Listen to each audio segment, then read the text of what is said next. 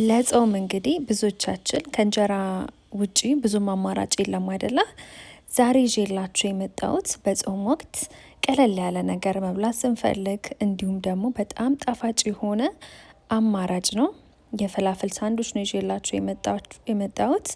ሁላችሁም ስሩት፣ ሞክሩት። በጣም ጣፋጭ ነው። ለጾም ደግሞ አሪፍ አማራጭ ነው።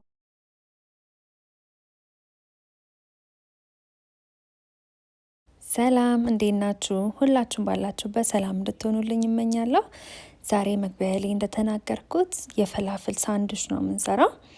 መጀመሪያ ሽምብራችን ውስጥ አብረን እንደባልቀን የምንፈጫቸውን ግብአቶች እናዘጋጃለን። እዚህ ጋር የድንብላል ቅጠል ነው። በዛ አድርጋችሁ መጨመር የምትፈልጉ ከሆነ ትችላላችሁ። እኔ ግን ብዙም አልወድም እና ለዛ ነው አነስ አድርጌ ያደረግኩት። ከዛ ደግሞ ሽንኩርታችንንም ለመፍጫው እንዲመቸው ትንሽ አነስ አነስ እናደርገዋለን። ሌላ ደግሞ ነጭ ሽንኩርትና ቃሪያ ነው የማደርገው። ሁሉንም እንደዚህ አነስ አነስ አድርጌ ከትፈዋለሁ ለመፍጨት እንዲመች ማለት ነው።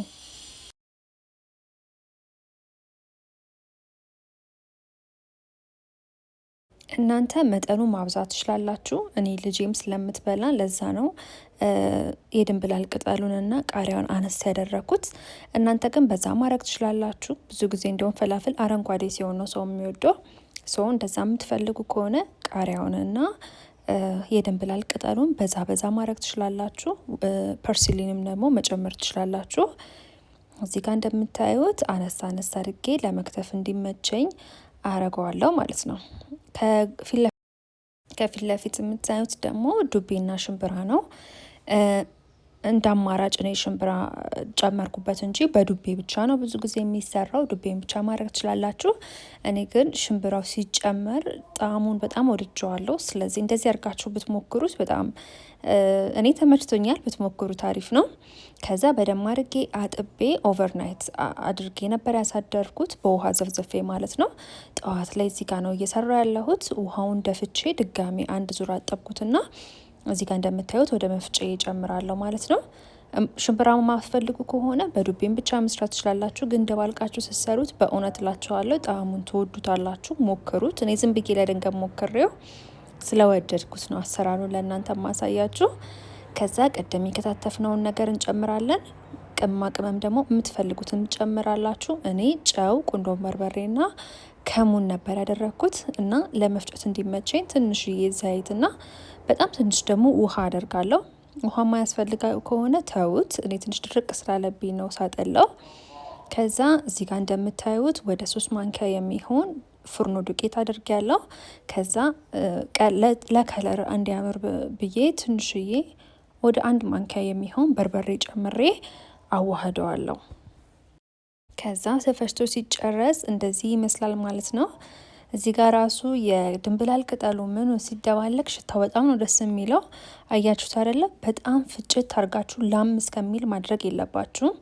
ትንሽ ብቻ ሽርክት እንደዚህ ጋር እንደምታዩት አይነት ቴክስቸር ቢሆንላችሁ አሪፍ ነው። ከዛ በኋላ ዘይቴን አግዬ ጎልደን ብራውን ከለር እስከሚይዝ ድረስ በዘይት እንጠብሰዋለን ማለት ነው። ከጎን ደግሞ እንደምታዩት ራፕ ነው አይደለም የምንሰራው። ለራፓችን እንዲሆን ቶርቲላ ቂጣ እየጋገርኩኝ ነው። የዚህንም አሰራር የምትፈልጉ ከሆነ ሌላ ቪዲዮ ስራላችኋለሁ። አያችሁት አይደለ? እንደዚህ ጎልደን የሆነ ከለር እስከሚይዝላችሁ ድረስ ተጣብሱታላችሁ ማለት ነው። ከዛ ወዲያው ዘይቱን እንዲተፋ ወረቀት ላይ ወይ ደግሞ ሶፍት ላይ ታደርጉታላችሁ። አያችሁት አይደለ?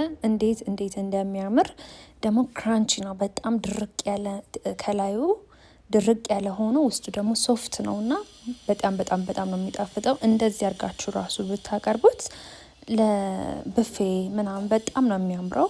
ብቻውን ራሱ ብታቀርቡት ማለት ነው። እኔ ግን ዛሬ ራፕ ለማድረግ ስለሆነ ያሰብኩት የቅድሙ ቂጣ ስጋግር አሳይቻችኋለሁ። እሱ ላይ ቆጭቆጬ ነው ከታች ያደረግኩት። ቆጭቆጬውን አድርጌ ፈላፍሉን ደግሞ ከላይ እንደዚህ ጨምረዋለሁ ማለት ነው። ሞር ከቆጭቆጬው በላይ ግን ታሂኒ ቤት ካላችሁ የታሂኒ ሶስ ብታደርጉበት ሞር ከፈላፍል ጋር የታሂኒ ሶስ ይሄዳል። ያ ማለት ዘፍዝፋችሁ ያደራችሁትን የዱቤውን ውሃ ከዘይት ጋር አርጋችሁ መፍጨት ማለት ነው። ታህኒ ሶስ በቀላሉ እንደዛ መስራት ትችላላችሁ። ቪዲዮም ደግሞ ከፈለጋችሁ እዚሁ ዩቲዩብ ቻናሌ ላይ ታገኙታላችሁ። እሱን ሶስ መስራት ትችላላችሁ። ከዛ እዚህ ጋር እንደምታዩት ራፑን ከጎን አደረግኩኝ። ብቻውን ፍላፍልና ይሄን ደረቅ የድንች ጥብስ። ይሄንንም ቪዲዮውን ማግኘት ትችላላችሁ። እሱን ካደረኩ በኋላ ለማባያ ቆጭቆጮውን ያደረኩት ይሁት። እንግዲህ በጣም ነበረ የሚያምረው፣ ደግሞም ጣፋጭ ነው። ቀለል ያለ እራት ለጾም መስራት ስትፈልጉ ይሄ አሪፍ አማራጭ ነው። ስለተከታተላችሁኝ አመሰግናለሁ። ሰላም ሁኑ።